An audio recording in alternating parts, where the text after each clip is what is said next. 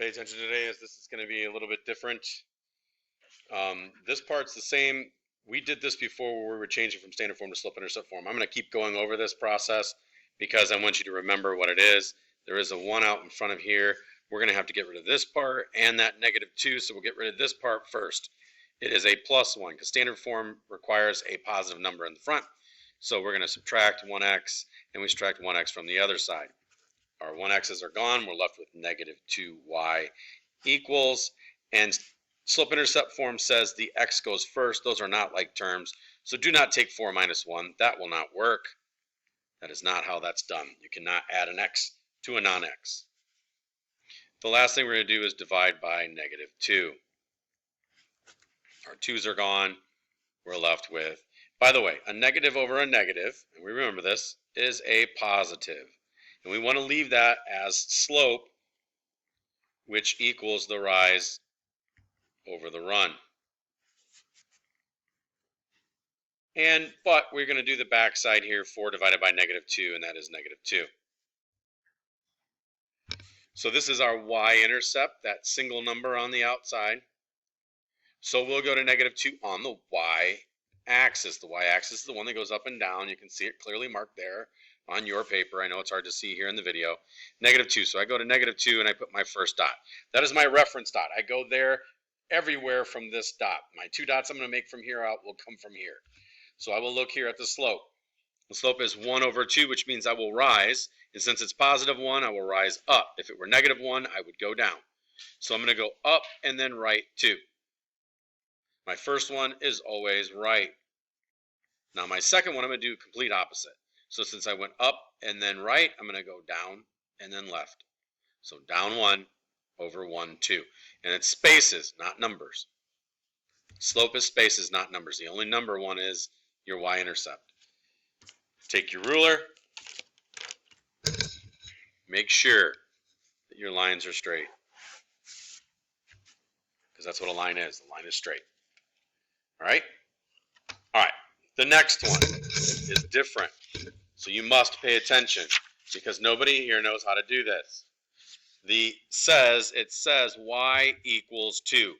What's missing from that equation? What? Nope. What's missing in the equation? You can put a 1 there, but it's not necessary. There's no what? What's missing? Y equals mx plus b. What's missing? Every equation must have what? What is that? What is that? What is that? X. Does this equation have an x in it? No. Therefore, it never, ever, ever crosses the x-axis. This right here, look everybody, this is the x-axis. It's not going to cross that. Look up here. This is the x-axis. This is the red zone. It may not go across that. So I put it, since it says y, I have to put it y, I have to put the actual dot on 2 because it's the only one. Y equals 2. Now, what's the only way I can draw this line so it never crosses the x-axis? Left, right, or up and down? Look at it, Romeo. What's the only way that I don't cross this red line, this x-axis? So left and right. It never, ever touches the x-axis. Do you see that? That's the x-axis. That's why there's no x, because it never crosses the x. No x, no crossing the x. All right?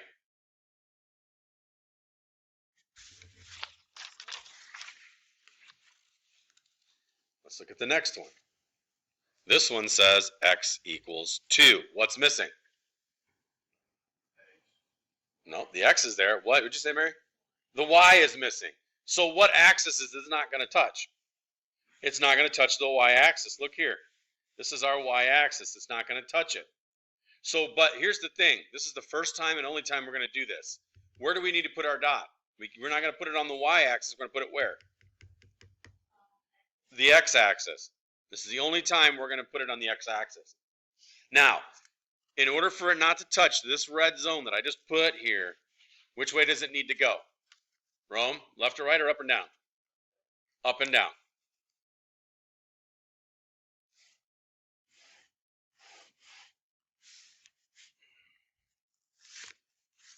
Because it cannot touch the y because there is no y. Now, there is an exception to this rule, and it's when it's y equals 0 or x equals 0.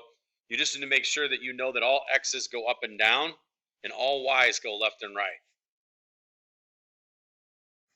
But I didn't give you any of the ones with a 0 on it. Those are awful. But you need to know it. All right, the next one is y equals, and I think I just put that too high. I did. Y equals 5. So where do I need to put my dot? 5. On the y or x? The y, because it says y. If it said x, I would put it on the x. This is the only time we do this. These are special cases. So I'm going to put it on 5 on the y. Which way does it go so I don't cross the x-axis? Left to right. Y's go left to right. X's go up and down. You have these notes. You should be able to do all of those really, really quick. I would go through there and do all the x's and y's that are on your paper right now. Because all you have is 6, 8, and 12 are the ones that you have to do 3 dots. Enjoy yourselves. Got any questions? Let me know. Bye.